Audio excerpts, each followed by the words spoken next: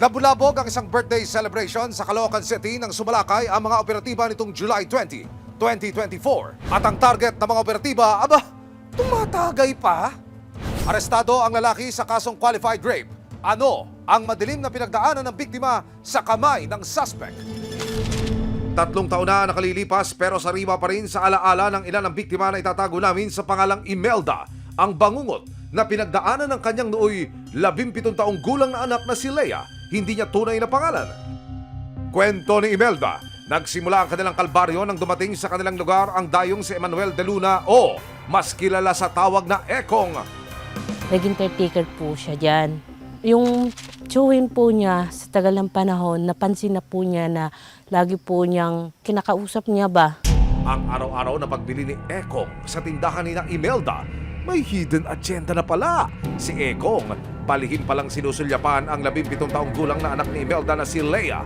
Ngayon, yung bata, naglalaro po, hindi naman po kami nag-ano kasi isip bata po yung anak ko. Binibiro yung bata at sinusundan. Sinaway na siya at sinabihan siya, bakit sinusundan mo yung bata? Sabi niya, wala daw.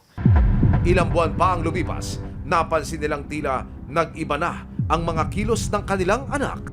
Yung time na yun na nangyari sa kanya, parang na-trauma siya, nagbago yung ng isip niya. Lagi siya nagtatago sa bahay.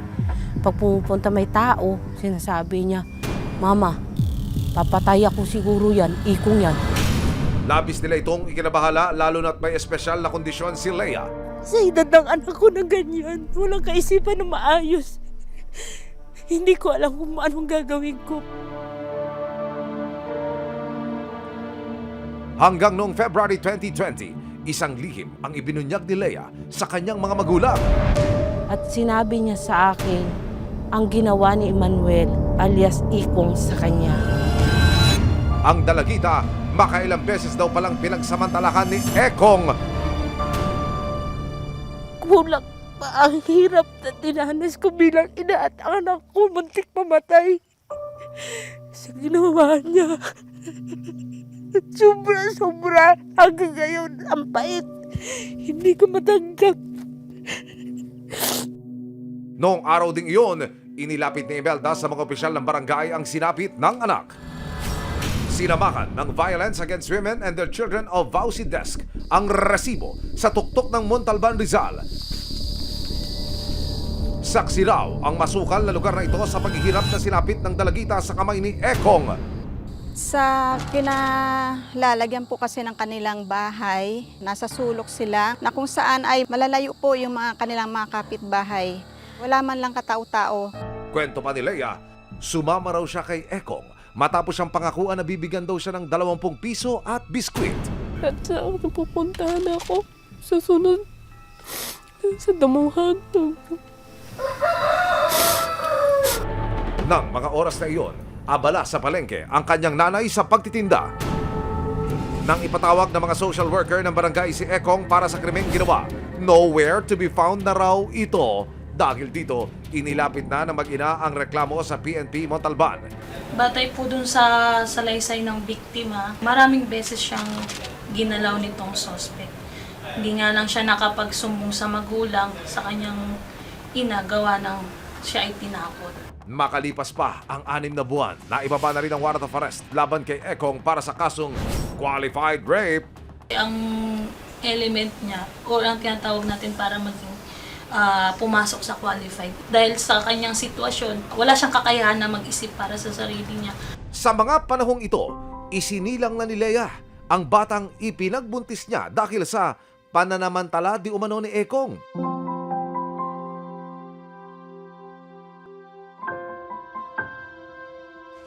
Pero si Ekong hindi pa rin mahagilap ng mga operatiba ng Criminal Investigation and Detection Group, Detection and Special Operations Unit o CIDG-DSOU.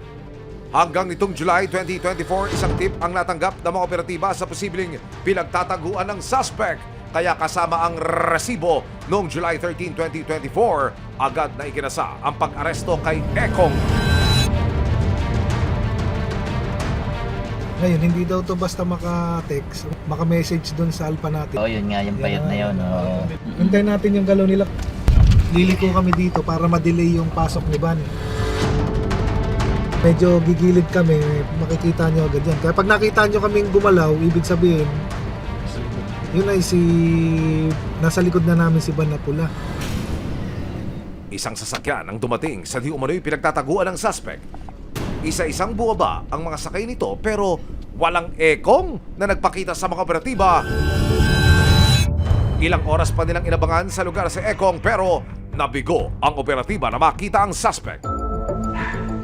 Sa ikalawang araw ng pagmamanman ng operatiba kay Ekong madaling araw ng July 15, 2024 kasama ang resibo. Maagang nagtungo sa lugar ang mga operatiba para bantayan ang pagpasok ni Ekong sa trabaho. Pero bigo pa rin sila sa paglitaw ni Ekong.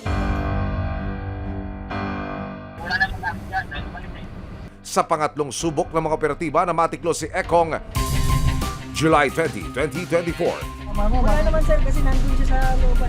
Isang tip ang natanggap ng CIDG DSOU na si Ekong na lumipat na raw si Ekong sa Caloocan City. Nang makumpirma nila ang lokasyon ng suspect, sinugod na ng CIDG DSOU ang pinagtataguan ni Ekong. Pero wait, may handaan pa yata at si Ekong mukhang walang kamalay-malay. Ba't tinagawa mo kami ng tinaguan? Hindi po. Ha? Hirapan kami sa'yo ha. Ano lang dulo na, alias Ekong. Binabang warrant of arrest sa'yo sa kasong qualified rape. Arestado ka.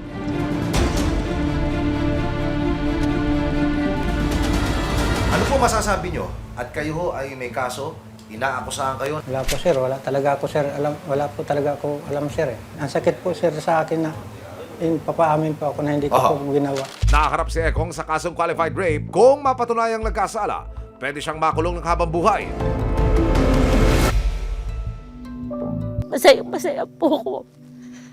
Nabigyan ng hustisya yung anak ko, nakulong na siya, pero kulang pa. Ayon naman sa bawsi ng barangay, inaalalayan nila si Leia at maging ang kanyang pamilya para matulungan silang maghilom. Bigyan sila ng mga counseling para kahit papaano ay unti-unti mawala sa isip ng bata yung mga nangyari sa kanya.